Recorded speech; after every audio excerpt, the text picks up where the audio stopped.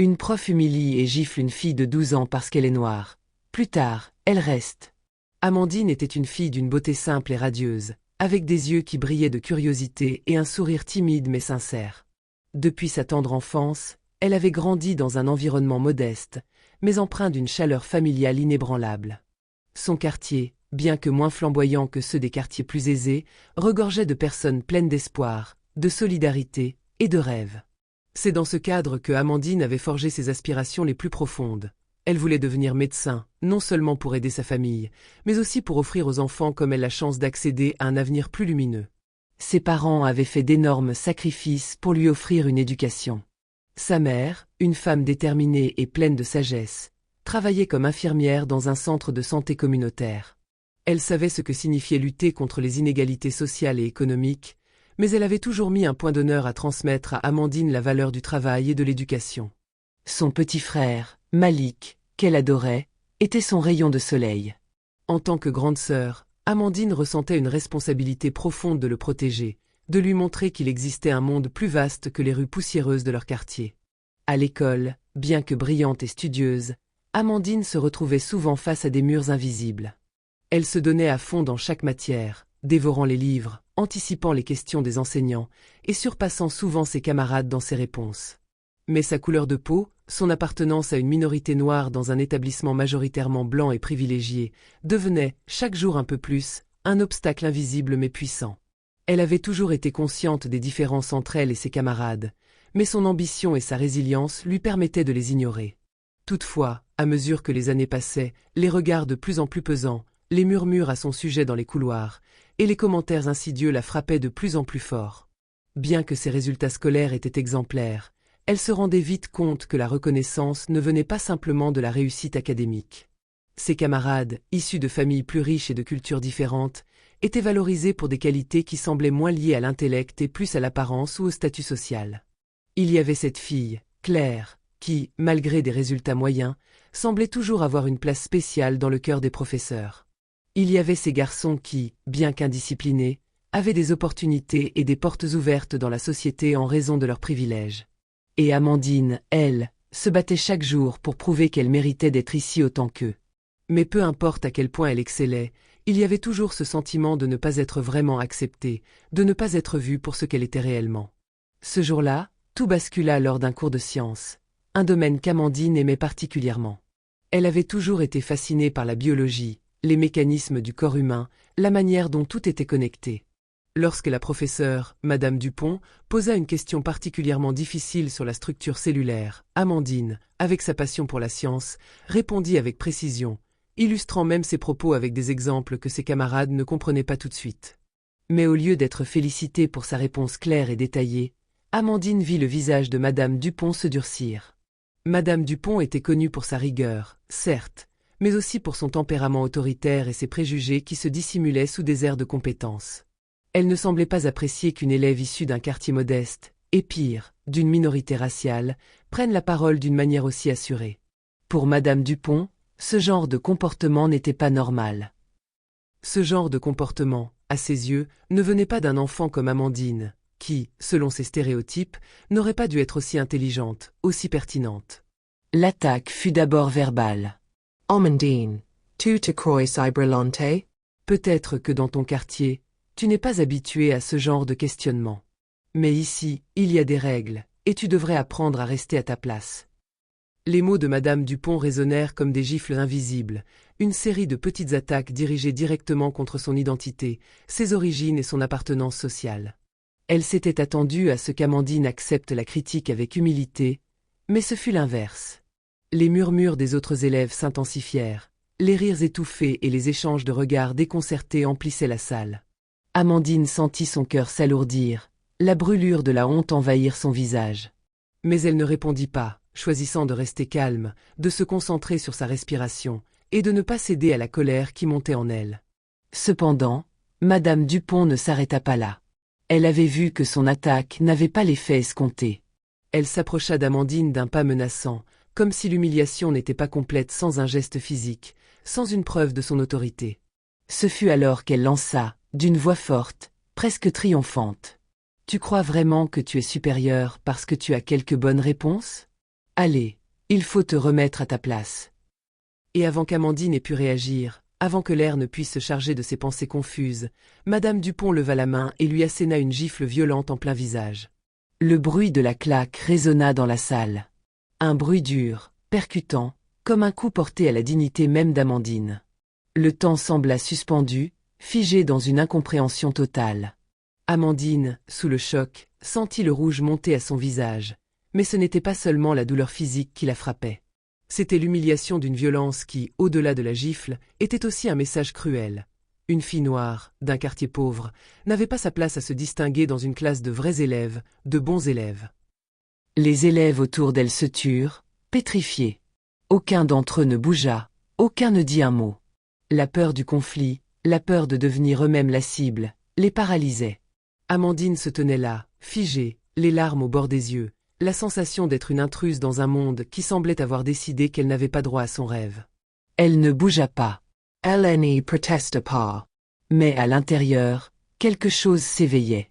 La douleur de l'humiliation, de la violence gratuite, se mêlait à une colère qu'elle n'avait jamais connue. Ce jour-là, elle comprit que son combat ne faisait que commencer.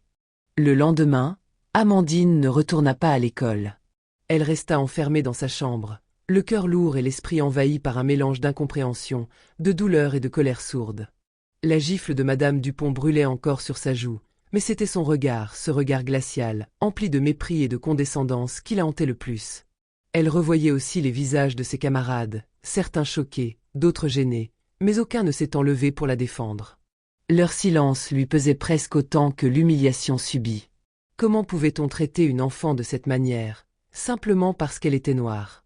Pourquoi son intelligence et sa passion pour l'apprentissage semblaient-elles être perçues comme une provocation?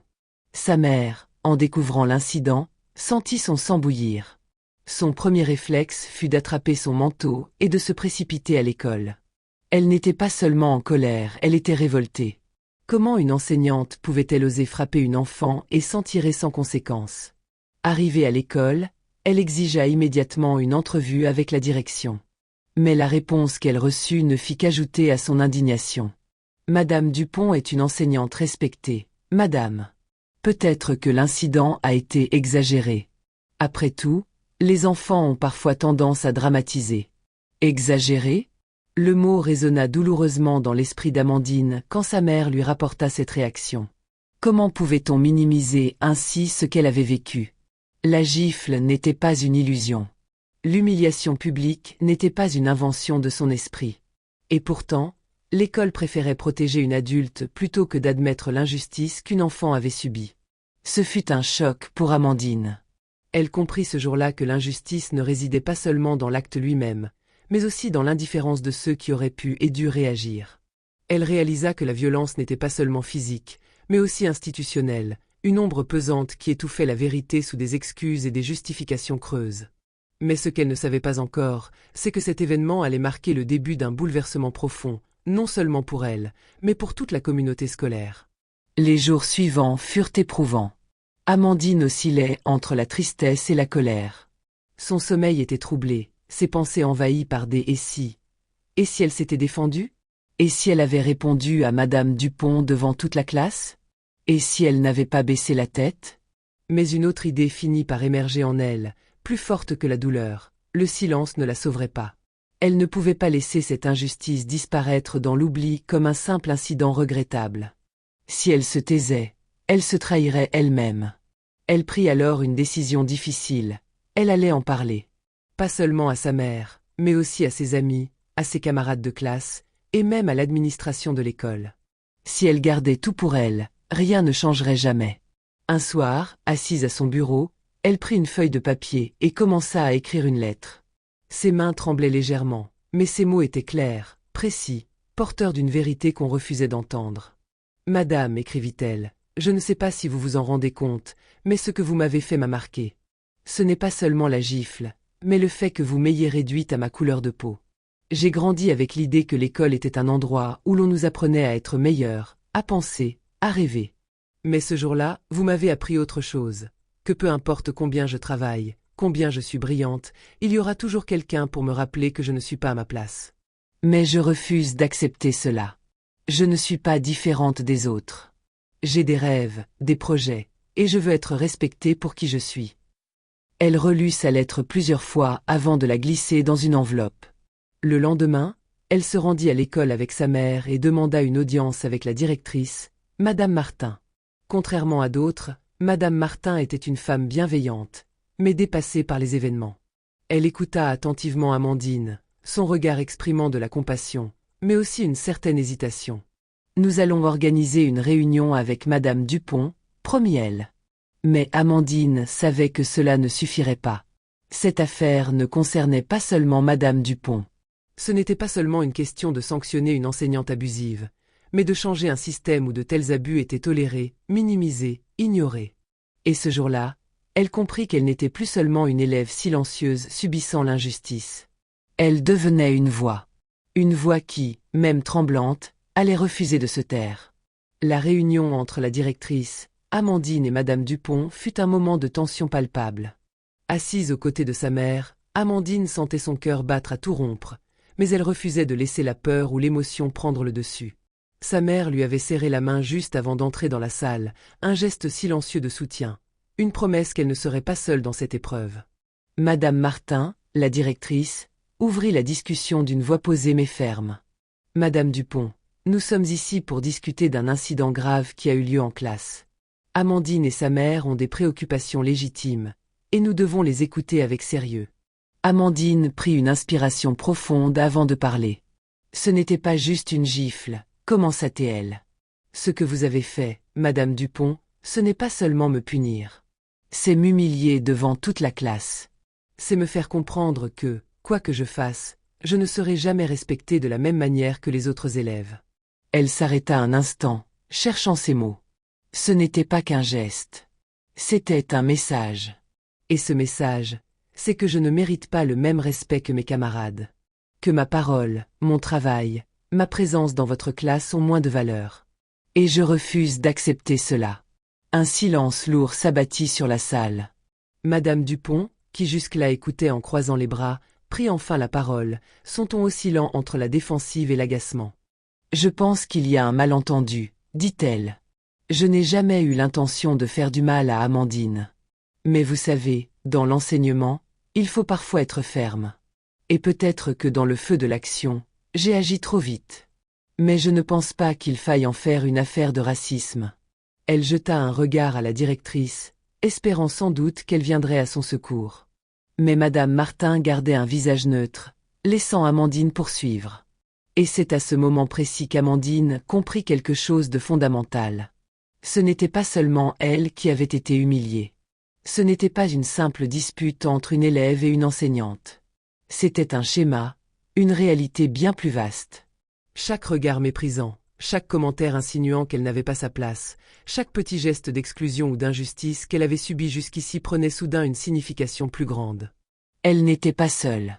Cette gifle symbolisait bien plus qu'un simple excès d'autorité. Elle incarnait une violence systémique que bien d'autres avant elle avaient subie en silence. Mais Amandine, elle, ne voulait plus se taire. Elle leva les yeux vers Madame Dupont et d'une voix calme mais ferme, elle déclara. « Ce que vous pensez ou non n'efface pas ce que j'ai ressenti. Ce n'est pas à vous de décider si c'est du racisme ou non. C'est mon expérience. C'est ma douleur. Et je ne suis pas la seule à la vivre. » Madame Dupont ouvrit la bouche comme pour répliquer, mais aucun mot n'en sortit. Pour la première fois, elle sembla mesurer l'ampleur de ce qu'elle avait fait. Madame Martin prit alors la parole. « Amandine a soulevé un point important, » dit-elle. « Ce n'est pas qu'une question de sanction individuelle, mais une question de climat scolaire, de respect et de compréhension mutuelle. Madame Dupont, il va être nécessaire d'entamer une réflexion approfondie sur la gestion de la diversité et le traitement des élèves. » Madame Dupont hocha la tête sans un mot. Le lendemain, Amandine se réveilla avec un sentiment nouveau. Ce n'était pas de la colère, ni de la tristesse. C'était une force intérieure qu'elle n'avait jamais ressentie auparavant. Elle avait osé parler, et même si le combat n'était pas terminé, elle avait posé la première pierre d'un changement. Quand elle arriva à l'école, elle sentit les regards se poser sur elle. Mais cette fois, ce n'était plus seulement des regards de curiosité ou d'indifférence. Des camarades vinrent la voir, certains maladroits, d'autres sincères. On a vu ce que tu as fait, Amandine, dit Léa, une élève de sa classe. C'était courageux. D'autres suivirent. Même certains enseignants, qui d'habitude gardaient leur distance, lui adressèrent des signes d'encouragement. Puis, une surprise l'attendait. Un groupe d'élèves, de différentes classes et origines, s'était réuni pour discuter de ce qui s'était passé. Ensemble, ils décidèrent de créer un groupe de sensibilisation au respect et à l'égalité. Amandine en prit naturellement la tête. Elle organisa des discussions avec d'autres élèves, partageant son expérience et écoutant celle des autres. Certains racontèrent comment ils avaient eux aussi été victimes d'injustice, mais n'avaient jamais osé en parler. Petit à petit, la parole se libérait. Puis vint le moment où l'école décida d'organiser une assemblée pour discuter de la diversité et du respect au sein de l'établissement. Amandine fut invitée à prendre la parole. Le jour de l'assemblée, elle monta sur scène, le regard déterminé. Devant elle, des centaines d'élèves et d'enseignants attendaient en silence. « Je ne pensais pas que je me retrouverais ici un jour », commença-t-elle. Un murmure parcourut l'assemblée. « Je suis ici parce qu'un jour, j'ai été humiliée devant toute ma classe. Parce qu'on m'a giflée comme si je n'avais aucune valeur. Et parce que, quand j'ai voulu en parler, on m'a dit que ce n'était pas si grave. » Elle marqua une pause, son regard balayant la salle. « Mais ce n'est pas seulement mon histoire. C'est celle de beaucoup d'autres. Et il est temps que ça change. » La salle était suspendue à ces mots. Certains enseignants baissèrent la tête, d'autres semblaient pensifs. Mais une chose était sûre, son message était passé. Quant à Madame Dupont, les conséquences ne tardèrent pas. Une enquête interne fut menée, révélant d'autres comportements problématiques de sa part. Elle reçut une réprimande officielle et fut obligée de suivre des formations sur la diversité et la gestion de classe. Mais au-delà de la sanction, son comportement avait marqué une rupture. Son autorité ne reposait plus sur la peur, mais sur le regard scrutateur de toute une école qui, désormais, ne tolérerait plus l'injustice en silence. Amandine, elle, savait que le chemin était encore long. Mais une chose était certaine, la gifle qu'elle avait reçue n'était plus un simple acte de violence. Elle était devenue un symbole. Un point de départ pour quelque chose de bien plus grand. Et cette fois, elle n'était plus seule.